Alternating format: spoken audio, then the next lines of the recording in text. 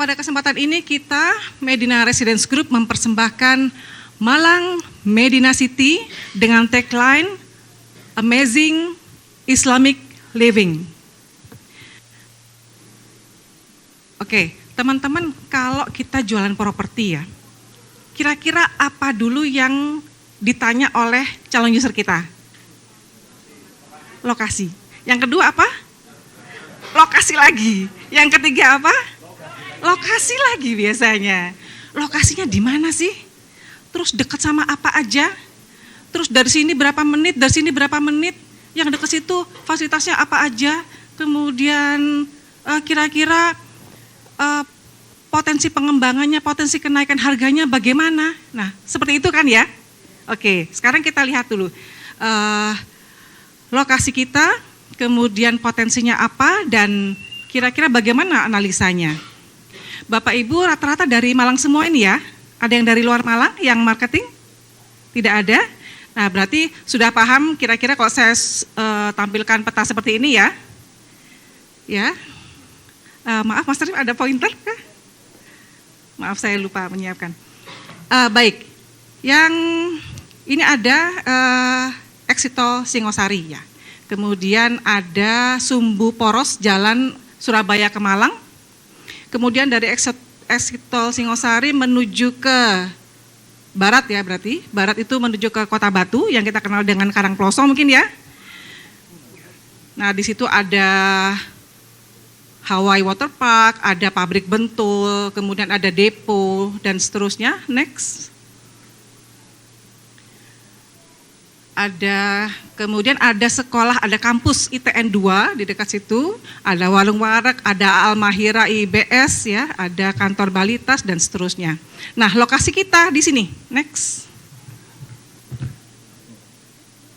Lokasi kita di dekat kantor Desa Langlang. Next, Mas. Nah, ini dia. Ini kurang lebih, next. Dilanjut aja sambil saya ngomong ya. Nah, ini kurang lebih 7 menit saja ke Exit Tol Singosari, 5 menit saja ke kampus ITN 2, 5 menit saja ke Al-Mahira IIBS. Terima kasih. Ya, yang kanan ya.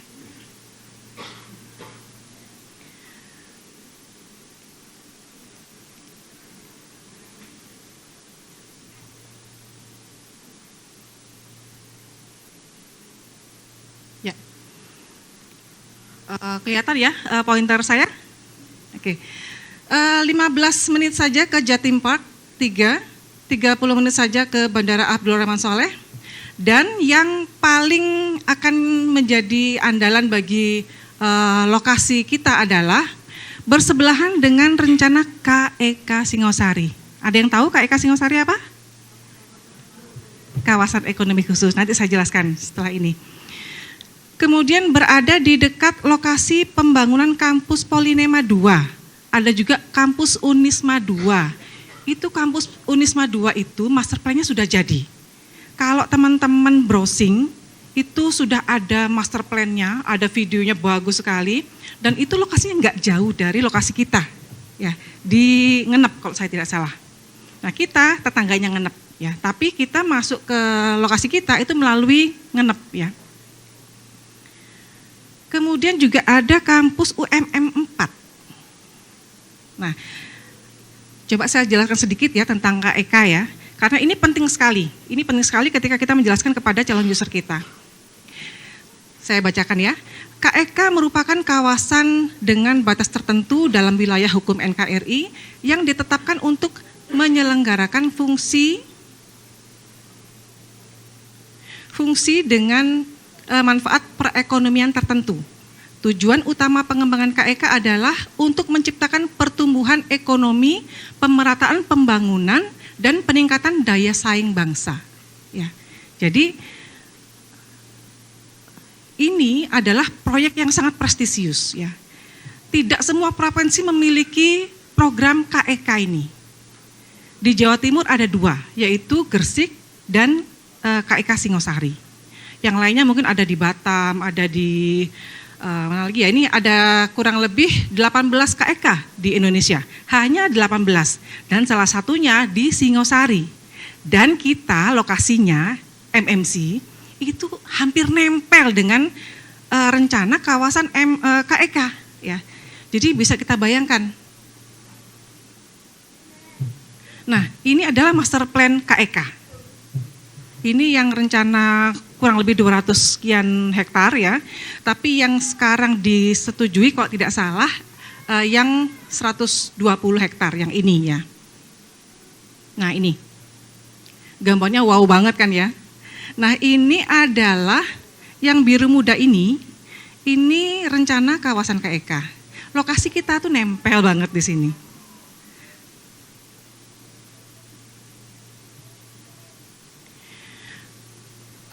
Pengembangan kawasan ekonomi khusus KEK Singosari Malang menggandeng sejumlah perguruan tinggi untuk menciptakan ekosistem ekonomi kreatif di kawasan tersebut.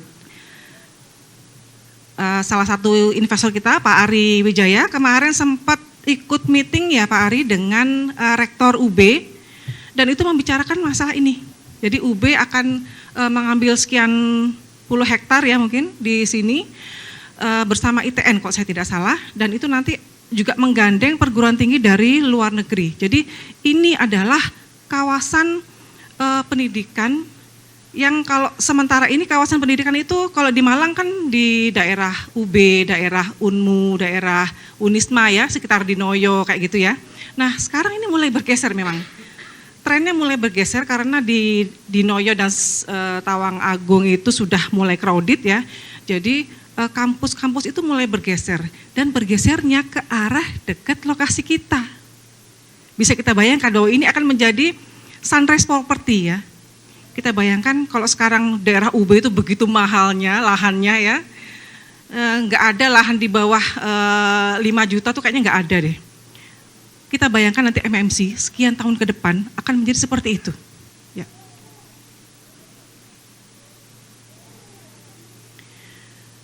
Oke, KEK Singosari memiliki luas kurang lebih 120 hektar dan akan fokus pada pengembangan sektor pariwisata dan ekonomi digital, juga ditambahkan pendidikan ya.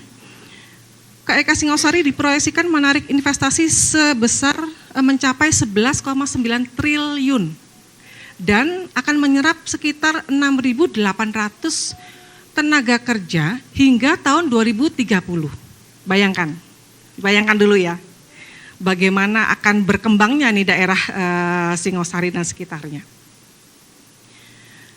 Dan mudah-mudahan kita ini sebagai salah satu pihak yang cepat untuk menggapai potensi, menggapai kesempatan ini, ya.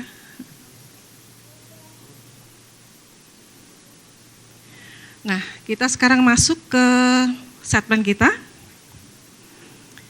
Ini adalah segmen kita, MMC, kurang lebih 14 hektar. Ini adalah Jalan Langlang ya. Teman-teman ada yang sudah pernah ke sana? Ada. Sekarang kondisinya gimana jalannya? Sudah bagus apa belum? Sudah lebar apa belum? Belum. Sekarang belum lebar teman-teman. Ya. Sama ketika kita melaunching Medires 1, Medires 2, Medires 3, jalannya belum bagus. Apalagi kawasan lahan kita belum kita apa-apakan. Nah sekarang di sini itu jalannya sih sudah cukup bagus menurut saya ya. Kurang lebih 7-8 meter jalan di Langlang itu ya.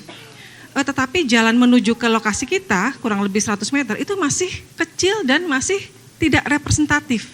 Tapi kita berkomitmen untuk membesarkan jalan ini menjadi jalan yang bagus, yang lebar, yang representatif. Nah ini kalau kita lihat di perempatan ini kurang lebih 100 meter ke dalam, itu baru gate kita, main gate kita. Yang perlu kita lihat adalah jalan yang kuning ini adalah akses alternatif menuju ke kawasan KEK. Jadi kawasan KEK itu dia punya beberapa, kan kalau kawasan besar itu nggak mungkin ya, gate-nya cuma satu ya, karena pasti akan bebannya terlalu berat ya, pasti akan dipencar-pencar. Nah, yang saya analisa di set plan atau master plan KEK itu ada tiga pintu keluar dari kawasan itu menuju ke luar. Yang 2 itu menuju ke Jalan Tumapel di Singosari, Yang satu ini. Jadi ini jalan yang kecil ini nantinya akan menjadi jalan akses menuju ke KEK. Bisa kita bayangkan kalau KEK itu sudah berjalan, ini pasti akan dilebarkan dan pasti akan jadi ramai. Bayangkan posisi kita di sini. Bayangkan sendiri aja deh ya. Oke. Nah, sementara ini lokasi kantor marketing MMC ada di pojok ini ya. Ini masih kantor sementara ya, karena kita masih darurat. Kita menggunakan ruko yang ada dan kita percantik sedikit menjadi kantor kita. Nantinya kita akan buat kantor yang lebih representatif di dalam. Nah, unit-unit yang akan kita tawarkan di MMC, ini merupakan, kenapa saya bilang ini proyek idealis ya, karena selama ini teman-teman mungkin juga yang sudah mengikuti Medires Group dari 1, 2, 3 dan seterusnya, itu kita menawarkan harga-harga yang tidak begitu terjangkau ya, masih harga kalau sekarang mungkin di angka 500, 600 ya.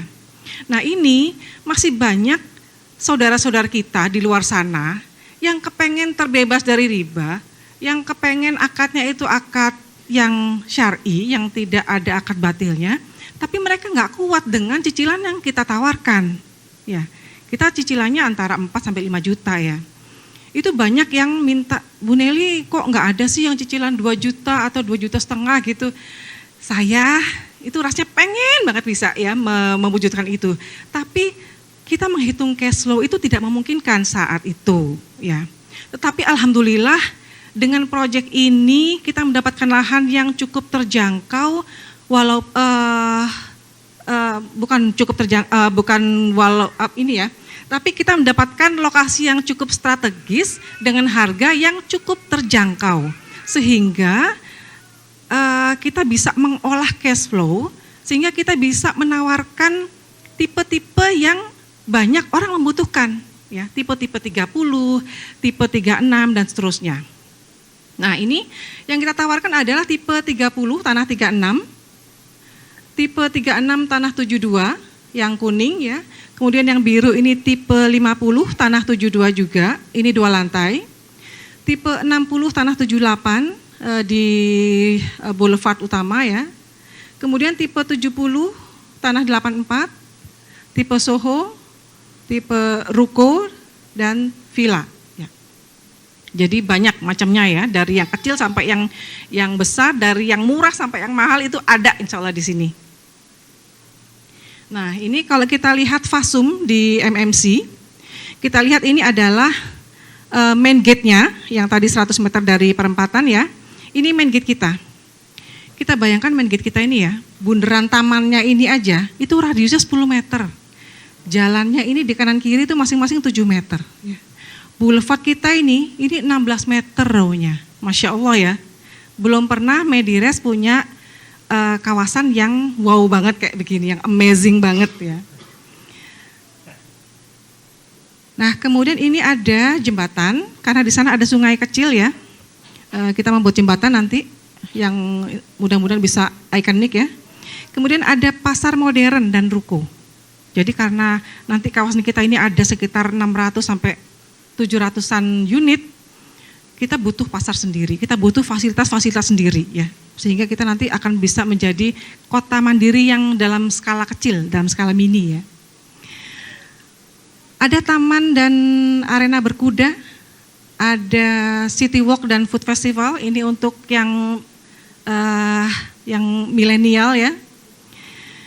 Ada fasilitas pendidikan, ada area parkir komunal, ada masjid sebagai fasilitas utama, ada lapangan olahraga, ada clubhouse, dan ada kantor dan kafe, ya. Ada villa dan ada glamping juga.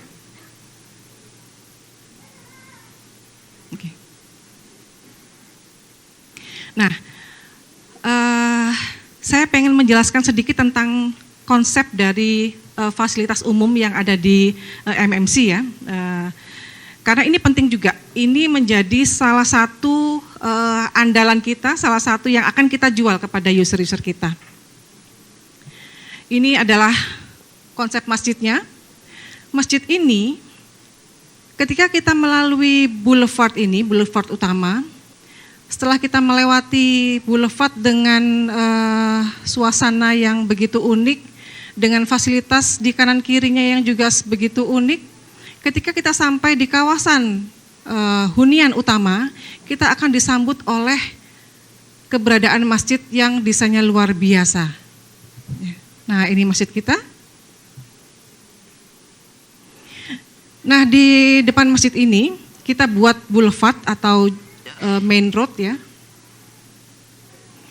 Masjid ini sebagai pusat orientasi dari kawasan hunian utama. Jadi kalau kita lihat secara fisik, klaster-klaster di sini ini berorientasi ke masjid.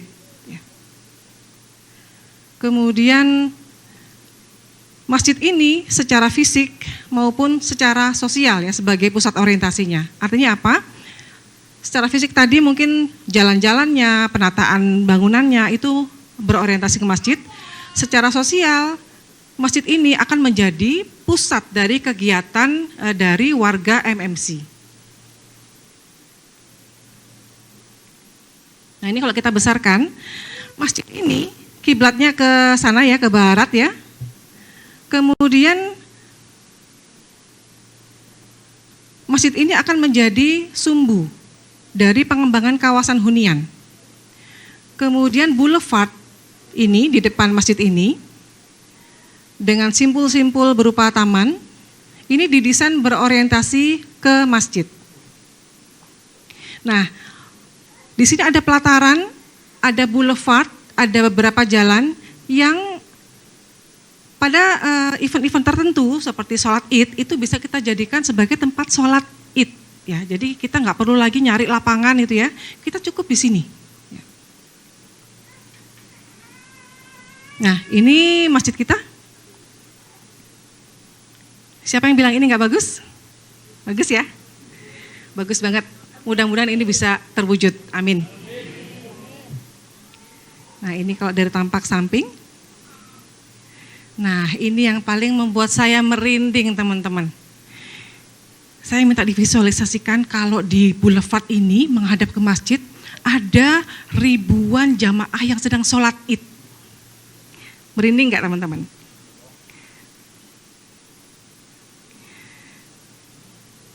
Boulevard di depan masjid ditambah area pelataran masjid dapat digunakan sebagai tempat menyelenggarakan sholat Id maupun kegiatan-kegiatan ibadah dan sosial lainnya.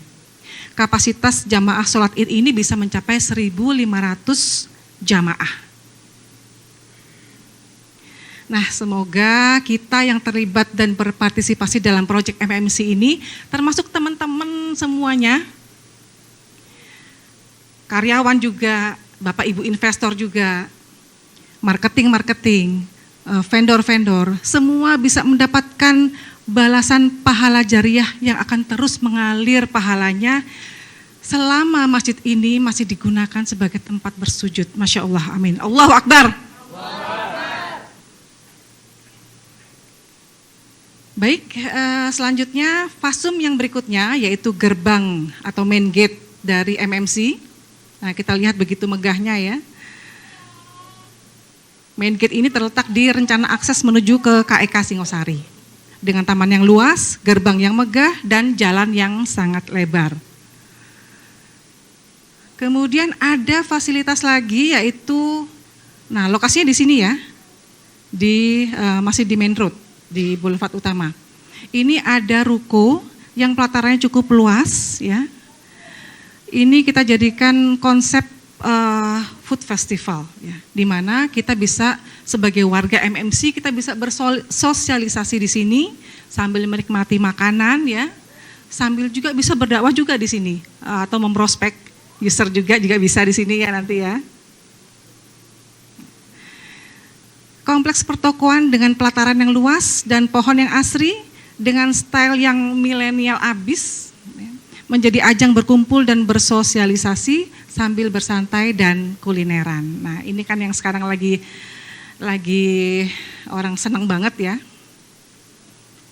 Kemana-mana pasti tujuannya, kalau nggak ada kulinernya itu kayaknya nggak rame ya.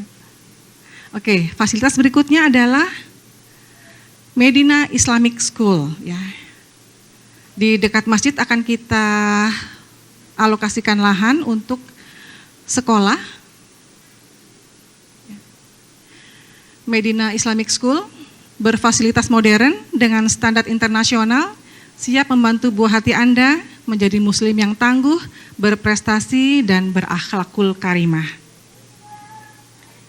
Baik, sebetulnya masih banyak ya, fasum-fasum lain, ada arena berkuda, ada villa, ada glamping, dan lain sebagainya. Tapi kalau semuanya akan kita jelaskan mungkin bisa sampai sore, jadi sampai di situ saja penjelasan tentang fasumnya. Nah, pada grand launching ini, MMC mempersembahkan klaster pertama, yaitu klaster Latifah. Ya. Klaster Latifah ini saya dedikasikan kepada ibunda saya tercinta yang bernama Ibu Siti Latifah. Tepuk tangan dulu untuk saya. Semoga beliau berkenan dan semoga doa-doa beliau senantiasa mengiringi perjalanan dari MMC dan klaster Latifah. Nah, ini adalah klaster yang kita jual sekarang, yang kita blok merah ini ya, yang teman-teman sudah pegang semua ya. Nah, ini adalah pintu masuk menuju ke klaster Latifah. Di klaster Latifah ini ada tipe 30 dan tipe 36.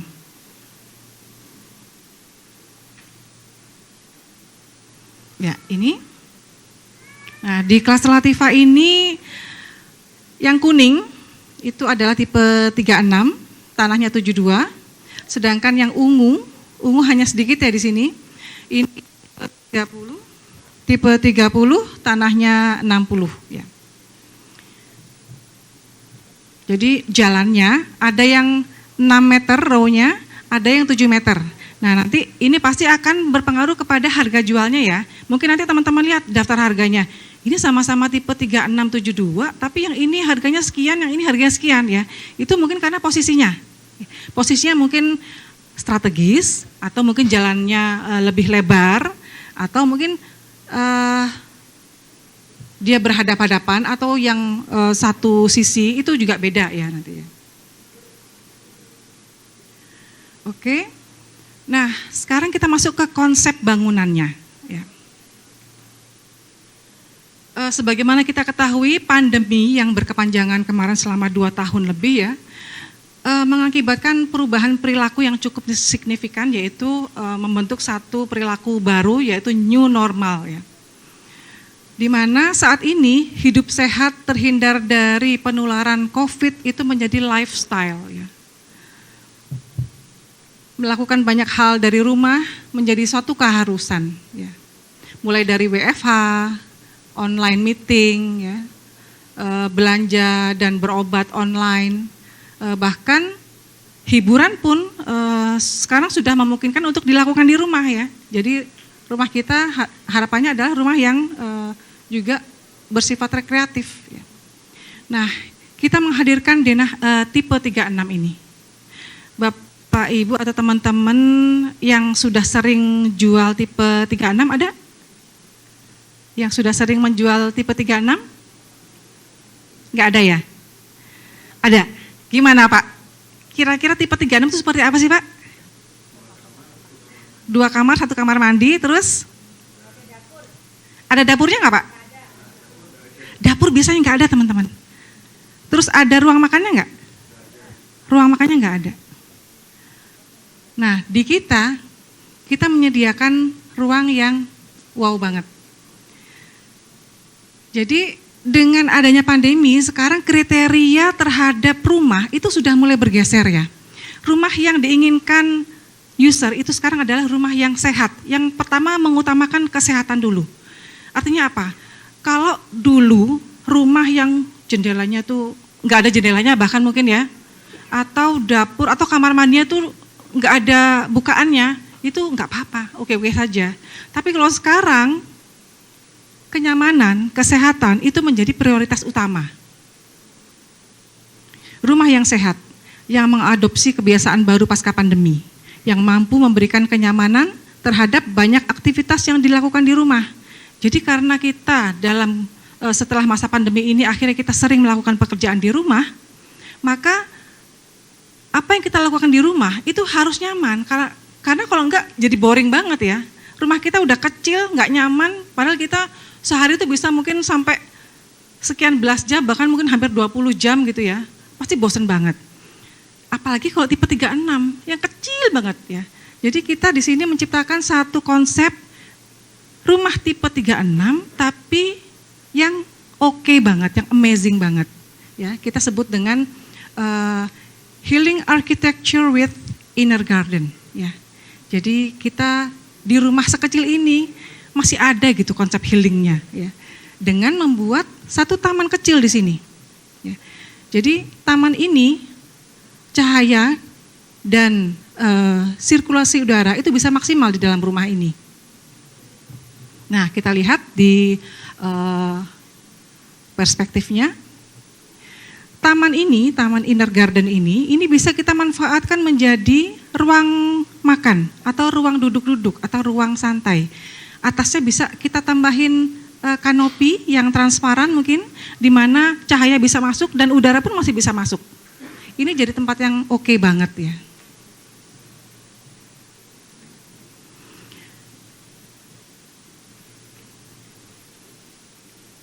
Nah, kemudian ini adalah penampakan luarnya.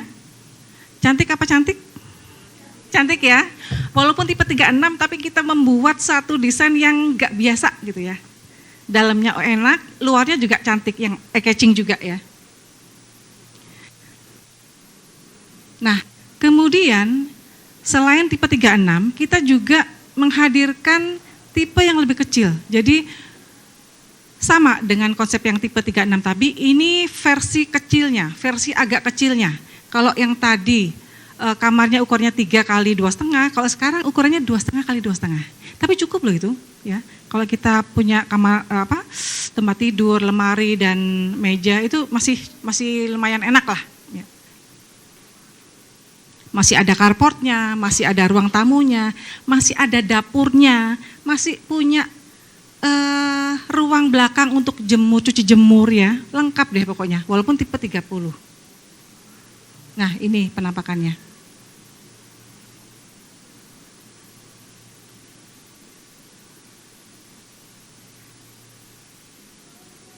Nah, ini penampakannya hampir sama ya dengan tipe 36.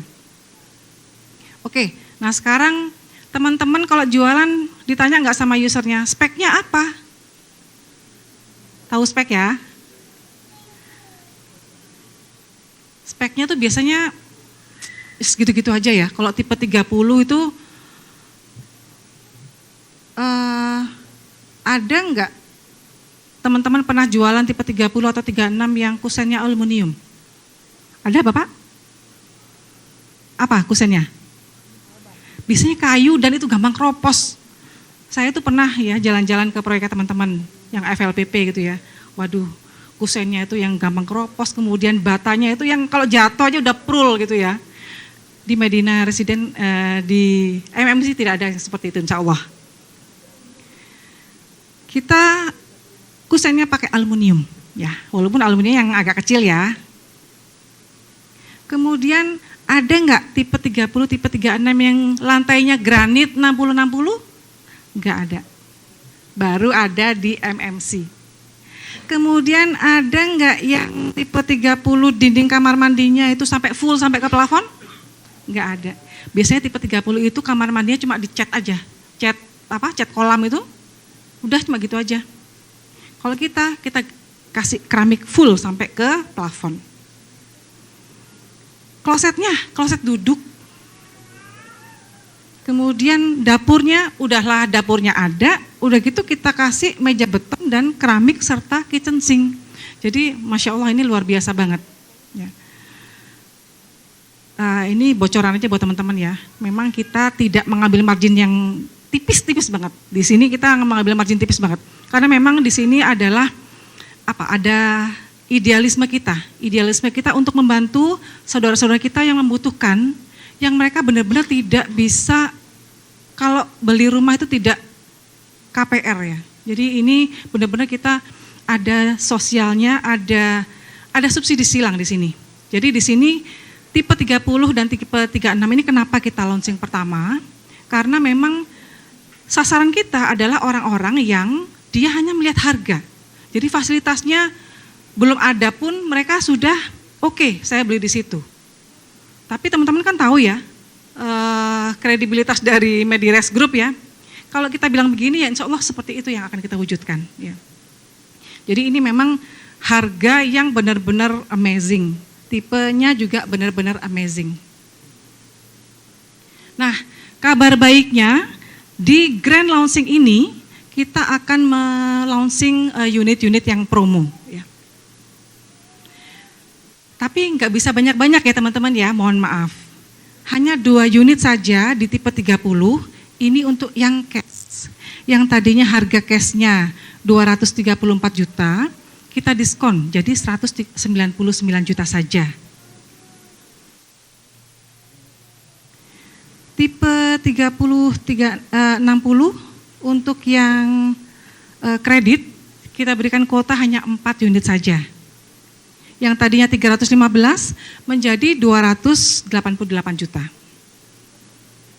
Kemudian untuk tipe 36 yang cash juga hanya 2 unit saja. Dari harga 295 menjadi 260 juta. Untuk tipe 36 yang kredit 4 unit saja, dari harga 399 juta menjadi 372 juta. Nah, kalau kita lebih detail lagi melihat harganya, ini lokasinya dulu ya.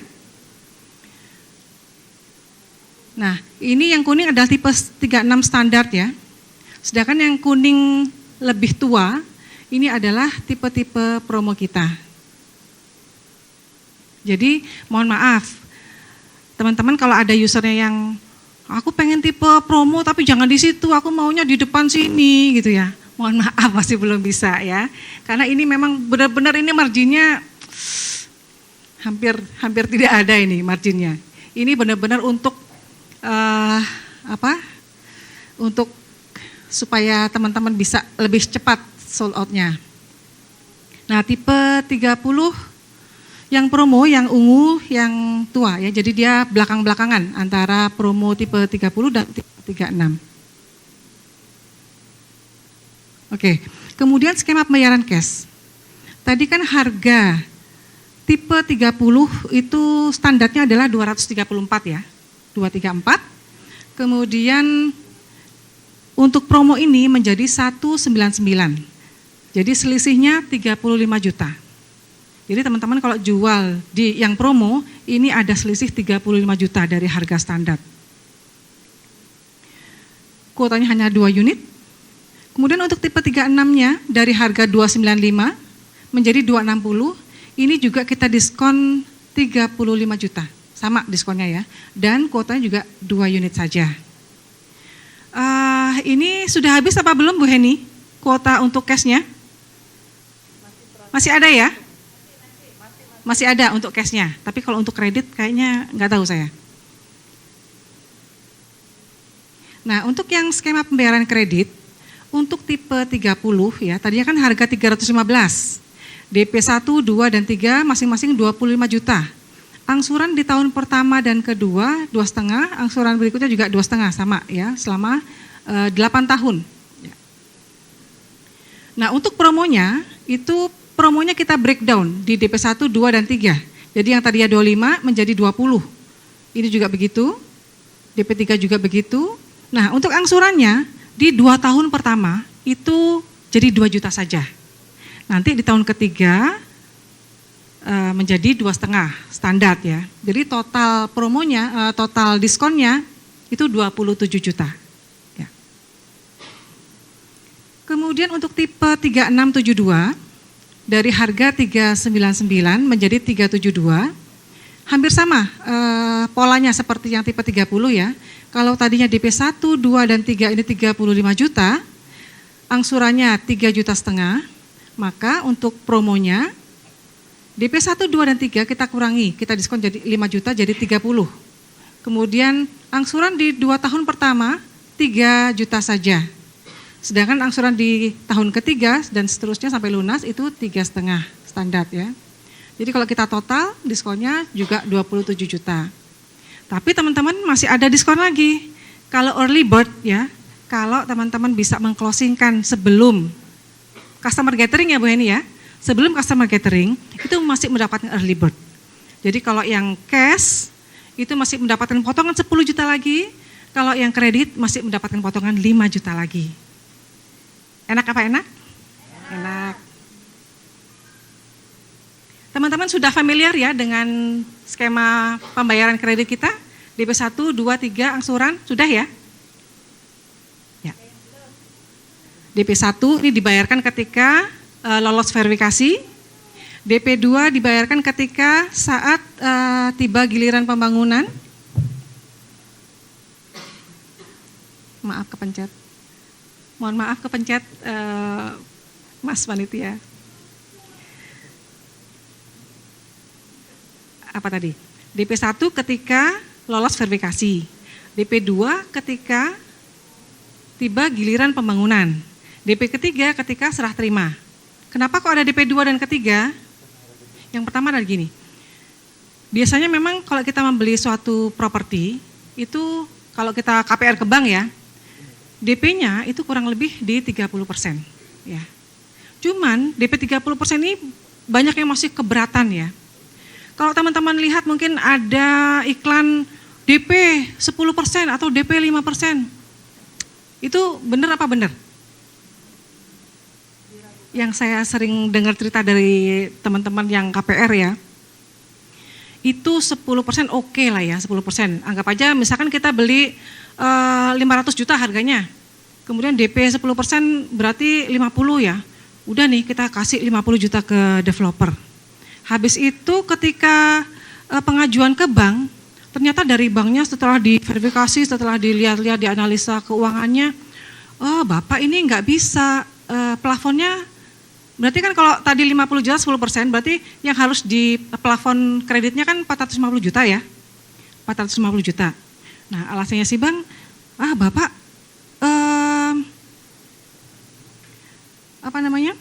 Bapak plafon kreditnya tidak bisa 450, Bapak hanya mungkin 250. Jadi Bapak kalau mau lanjut harus nambah DP lagi, sekian persen lagi. Bayangkan, itu kalau udah seperti itu, duit yang masuk tadi udah susah banget keluarnya.